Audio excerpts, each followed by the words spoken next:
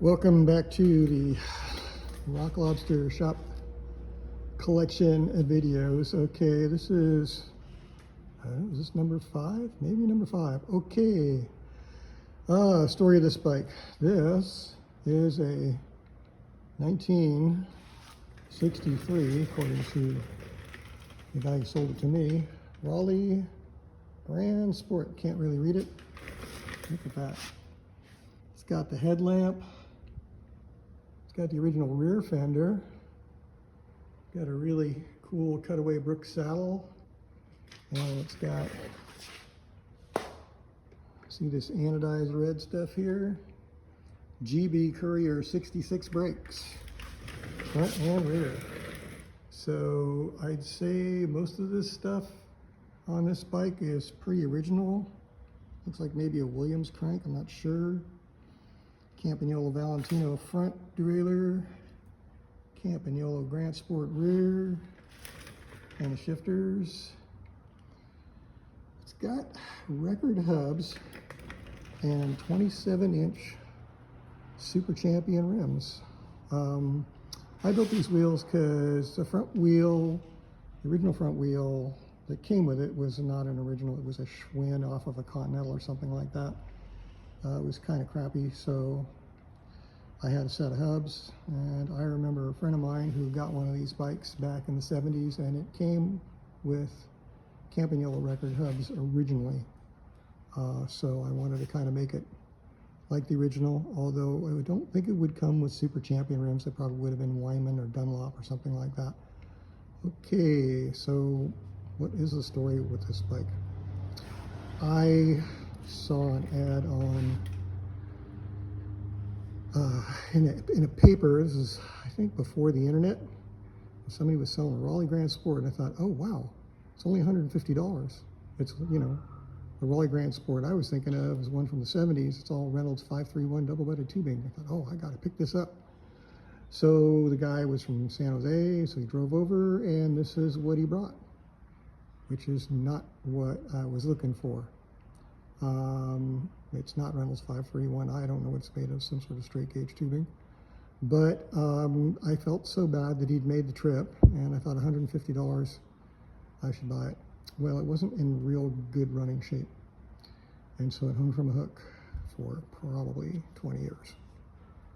So why did I buy it?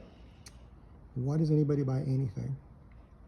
Because you want it, regardless of whether it makes any sense or not. So this made absolutely no sense, other than me being what I thought was a bike collector at the time, although I didn't really have much money.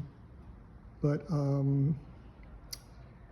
after a while, I took pity on it, and I decided, I'm going to restore this thing. I'm going to make it nice. I'm going to make it ride good. So I did that. And then a few years ago, I brought it to the Eroica to try and sell it.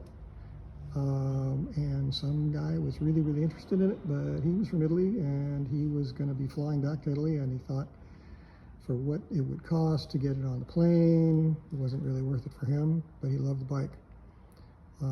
So I still have it, and tomorrow I am bringing it to a bike swap in Palo Alto to try and sell it yet again.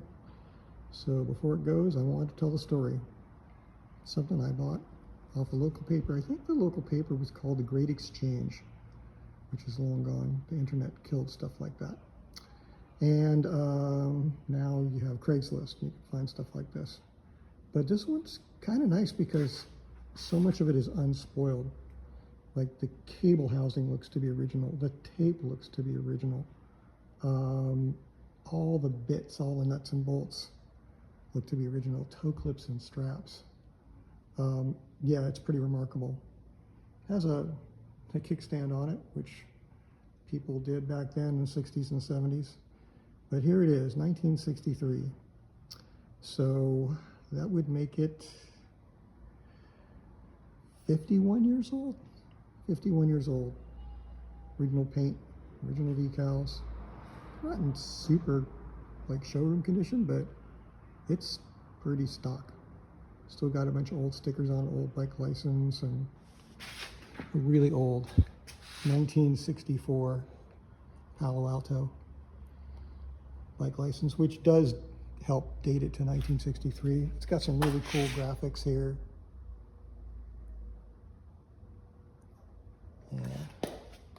And of course, classic metal Raleigh head badge that you always see. And these brakes are really, really something. I've had a couple pairs of these in my life, and I've only seen them on Raleigh bikes. Apparently they're really collectible. Well, we'll see. See if anybody wants this thing tomorrow.